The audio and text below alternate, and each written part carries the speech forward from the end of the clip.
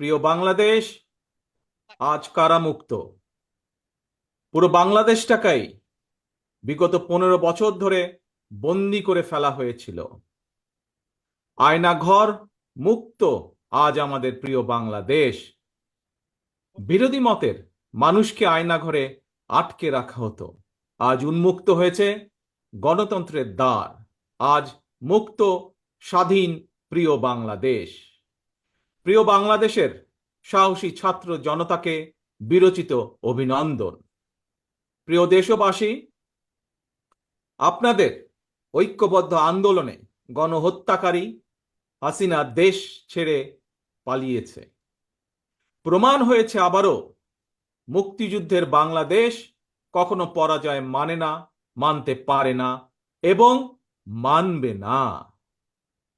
বাংলাদেশের পক্ষের শক্তি ঐক্যবদ্ধ থাকলে কোনো অপশক্তি বাংলাদেশকে দমিয়ে রাখতে পারবে না ইনশাল্লাহ। 1971 এর মুক্তিযুদ্ধ আর 2024-এর মুক্তিযুদ্ধ, উভয় মুক্তিযুদ্ধেই জনগণের বার্তা একটি। কি সেটি? সেই বার্তা হলো, শর্ত দিয়ে স্বাধীনতা হয় না।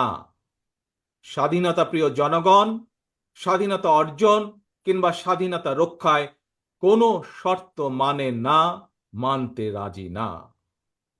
গণহত্যাকারী স্বৈরাচারী হাসিনা পালিয়ে যাবার পরে বাংলাদেশ থেকে, প্রিয় বাংলাদেশ থেকে আমি যত মানুষের সাথে কথা বলেছি, প্রতিটি মানুষ অনুভূতি প্রকাশের প্রথম উচ্চারণ ছিল, বাংলাদেশ স্বাধীন হয়েছে।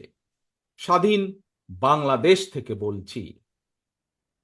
দেশ এবং জনগণকে স্বাধীন করতে গিয়ে চোখে মুখে বুকে গুলি আলিঙ্গন করা আবু সাইদ কিংবা মুগ্ধের মতন হাজারো ছাত্র ছাত্রী, তরুণ তরুণীকে প্রাণ বিসর্জন দিতে হয়েছে।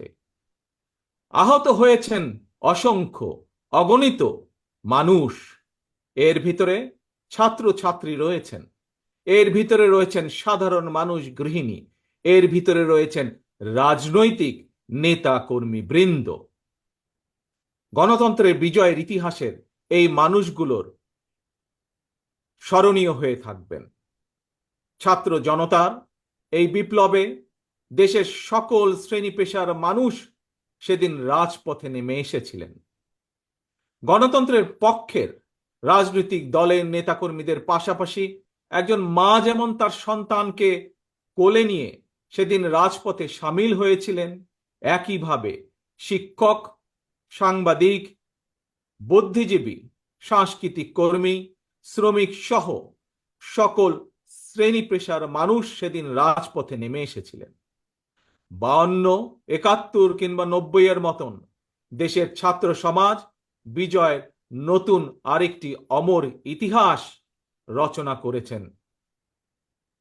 ছাত্র জনতার ঐক্যবদ্ধ বিপ্লবের মধ্য দিয়ে 2024 সালের 5ই আগস্ট বাংলাদেশ দেখেছে আরেকটি বিজয়। আমি বিএনপি সহ গণতান্ত্রিক, আমি প্রতিটি রাজনৈতিক